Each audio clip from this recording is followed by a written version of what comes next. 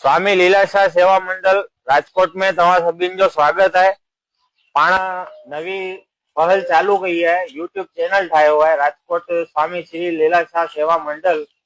तो सभिनि खां पहिरीं पाण हिंगलाज माता जे मंदिर ते आया आहियूं, मोलड़ी गाम। हितां खां पाण पंहिंजे वीडियो जी शुरुआत करूं था। हलो तो तव्हांखे सभिनि खे पाण हिंगलाज माता जा दर्शन करायूं था। जय राम जी, जय राम, जय हिंगलाज माता की जय। तो फाइनली पाण हिंगलाज माता जा दर्शन करण निकरी वया आहियूं। दर्शन करण खां पहिरीं पाण खे हिन मंदिर जो इतिहास जे बारे में खबर हुजणो खपे। हिकु संत हुआ मायागिरी जी, विक्रम संवत 1621 जी साल में फिरंदा फिरंदा ठांगा डूंगर में आयल अमर गुफा ते पहुंचिया। उते अमरनाथ स्वामी तपस्या कंदा हुआ। मायागिरी अमरनाथ स्वामी खे पंहिंजो सतगुरु मञी करे उते सेवा करण लगा। इएं कंदे कंदे 9 साल निकरी वया।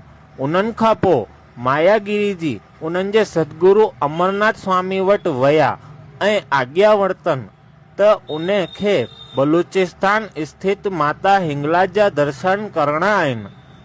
उतां खां उहे श्रद्धालु ऐं साधु संतनि सां गॾु निकिरी विया। उहे उन समय जी सभिनि खां कठिन यात्रा हिंगलाज माता जे मंदर ते 3 महीननि में पहुता। पहुची करे सभिनी दर्शन कयनि। सभु दर्शन करे ॾाढा प्रसन्न थिया। उतां खां पाछा निकिरी विया, पण मायागिरी जी उतां रोकाइजी विया।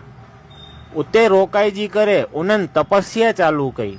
अन्न पाणी सभु छॾे रखियनि ऐं हिक पेर ते बीह करे तपस्या कयनि। तपस्या कंदे कंदे 1-2 ॾींहं न पण 21 ॾींहं थी विया। उनखां पोइ माता हिंगलाज उन्हनि खां दर्शन ॾिननि। माता उन्हनि खां एतिरा प्रसन्न थी विया त उन्हनि वरदान घुरण लाइ चयो। मायागिरी जी चयो त ठांगा डूंगर में अमर गुफा में मुंहिंजा गुरु आहिनि, तव्हां उते अची असांखे दर्शन ॾियो। त माता उन्हनि खे हिकु शंख, त्रिशूल अने हिकु चीपियो ॾिनो ऐं चयो, ही तव्हां तव्हांजे स्थान ते खणी वञो। आउं तव्हांखे वचन थी ॾियां त उते अची करे दर्शन ॾींदसि।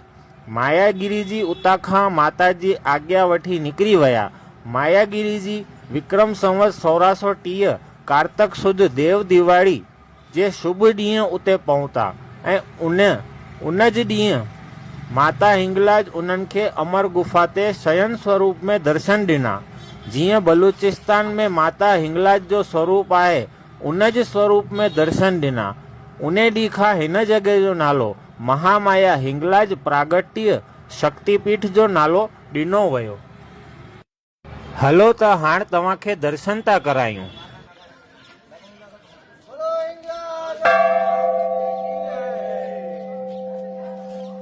श्री स्वामी लीलाशाह सेवा मंडल राजकोट जे यूट्यूब चैनल ते पहिरियों वीडियो जी शुरुआत माता हिंगलाज जे मंदिर सां कई वई आहे।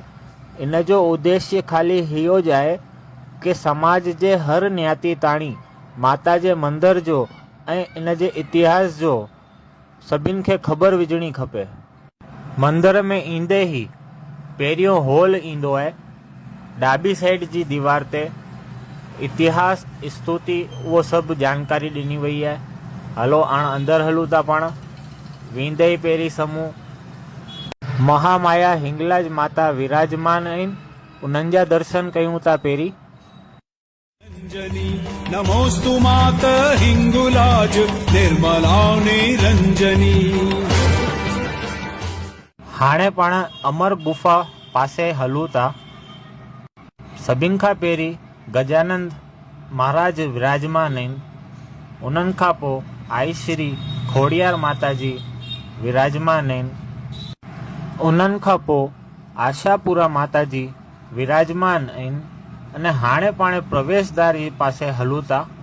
इहो आहे उहे अमर गुफा जिते महामाया हिंगलाज माता शयन स्वरूप में प्रगट थिया हुआ।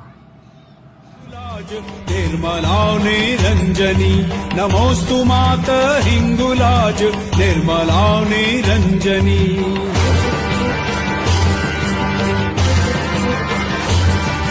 जवाहर रत्न बेल केल सर्व कर्म महामाया हिंगलाज माताजा शयन स्वरूप ऋषि करे मन प्रसन्न थियो आए आणे पाण बाहेर हलूता पाछा नमोस्तु मात हिंगुलाज निर्मला निरंजनी नमोस्तु मात हिंगुलाज निर्मला अमर गुफा में बाहर निकरंदे ही हरसिद्धि माताजी विराजमान आइन उन्हनि खां पोइ अॻियां हलूं मोमाई मां विराजमान आहिनि उन्हनि खां पोइ अॻियां हलूं अंबे मां विराजमान आहिनि उन्हनि खां पोइ अॻियां हलूं महाकाली मां विराजमान आहिनि उन्हनि खां पोइ अॻियां हलूं हनुमान दादा विराजमान आहिनि महामाया हिंगलाज माता जा दर्शन करे